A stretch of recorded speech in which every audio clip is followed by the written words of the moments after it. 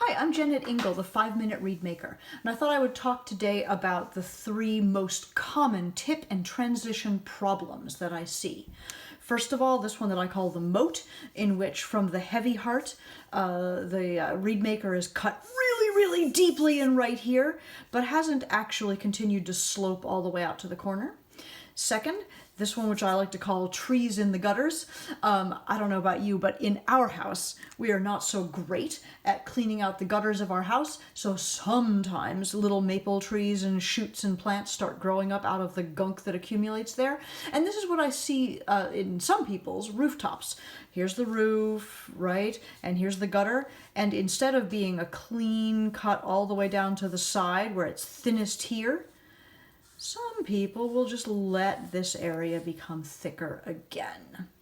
And then finally, there's the people who have barely any transition at all, and everything is just sort of wishy-washy from the thick heart in all the way out to the tip. I've made some reeds to demonstrate these problems. Here,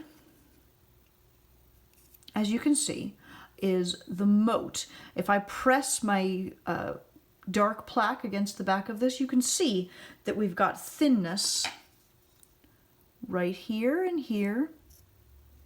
It's very thin right in this area. But you can see that it gets thicker out toward the corners. The result here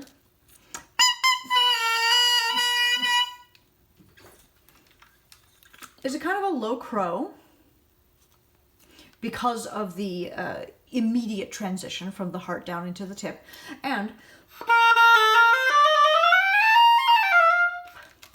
a kind of a hollow sound and no real refinement in the sound. The fix for this, of course, is that I'm going to take this Moat, this thin place, and make sure that I can actually slope everything north of that Moat to be thinner than it.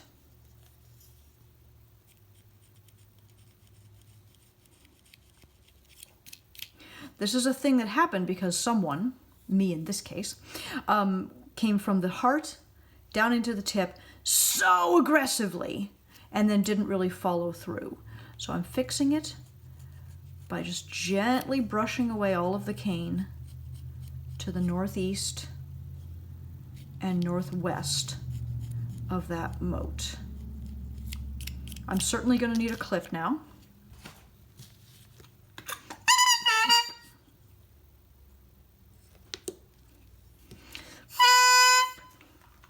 And hopefully we'll hear that we've got some more refinement now. I'm going to clip it again.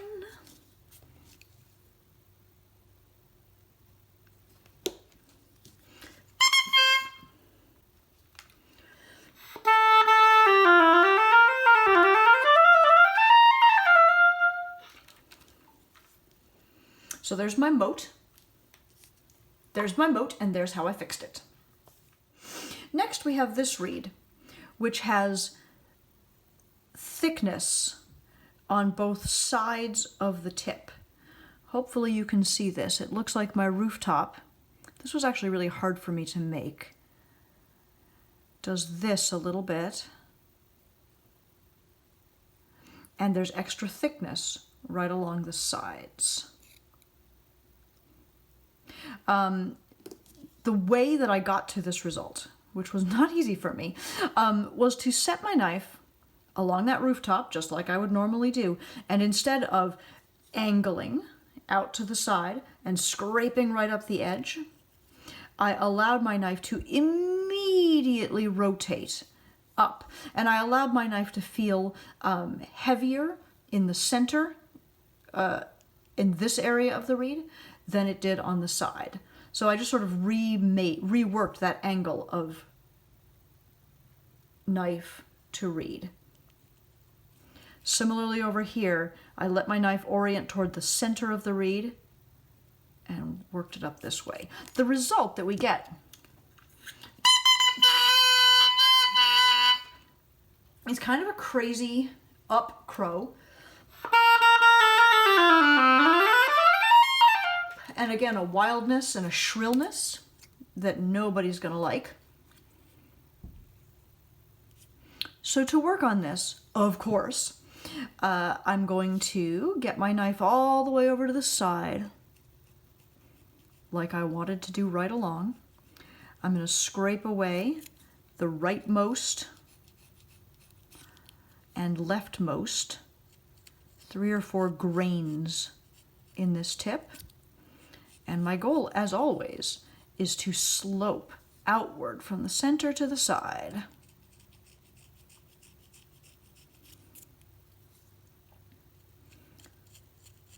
Which that slope was just turned a little inside out in this example of a bad tip.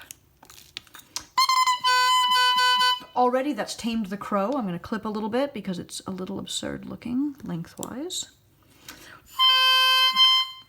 And now when I put it back on the oboe,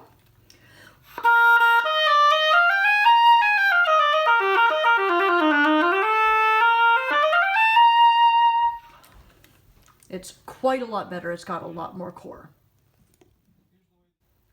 Finally, then, I have this reed, in which I intentionally put barely any transition at all. As I can see looking at it, I sort of see like a little bit of a line of a rooftop there and there, sort of. It's clearer on this side because I think I forgot what I was supposed to be doing. But you can see that although there's a little bit of a line here, there's another big bulge up here, and it really doesn't actually get ever very thin, and it certainly never does a real strict cut-in. And the result that we've got now is a reed in which the entire reed vibrates when I try to crow it. When I put it on the oboe, I get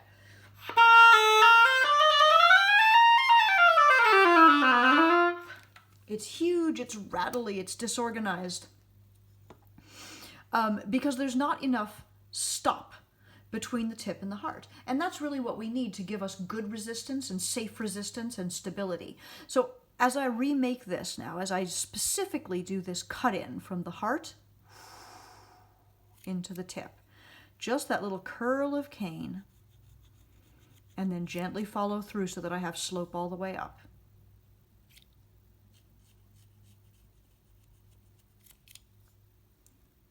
And here's my really bad side. Again, just that little curl, because I want that little skateboard ramp from the thick heart into the thin tip. Follow it through to the corner. And over here, I'm going to sort of just reestablish that ramp between where I sort of had a beginning of a rooftop and where my actual rooftop sort of started up here. I'm just reestablishing it where I want it. Following through, clipping, and again now I've got a reed that I think is going to function.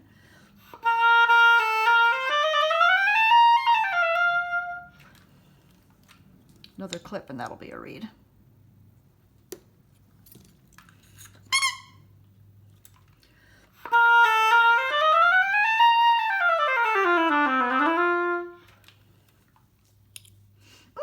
So those are my top 3 tip and transition problems that I see. I see sometimes a moat in which the corners are not thinner than the area directly above the rooftop. I solved that by making the corners thinner than the area directly above the rooftop. I see sometimes a reed where the sides of the tip are not the thinnest part, where there are, quote, plants growing in the gutter. And I fixed that by making sure that the sides of the tip are the thinnest part. And finally, there's the reed in which there is almost no transition, which the slope is almost the entire structure of the reed, which I fixed by establishing a stop between the tip and the heart, and making sure that it slopes all the way out to the sides and to the corners. I hope this has been helpful. This has been a 5-minute Reedmaker lesson. You can follow these short videos here on YouTube. You can subscribe if you wish. I wish you would. And if you would like to get in touch with me to order reeds or cane, or to ask me any questions you might have, you can find me at jennetingle.com. And I would love to hear from you to know what other issues that you have with your reed making, what else my short videos should address for you. Please let me know. Thank you so much for watching. Have a great day.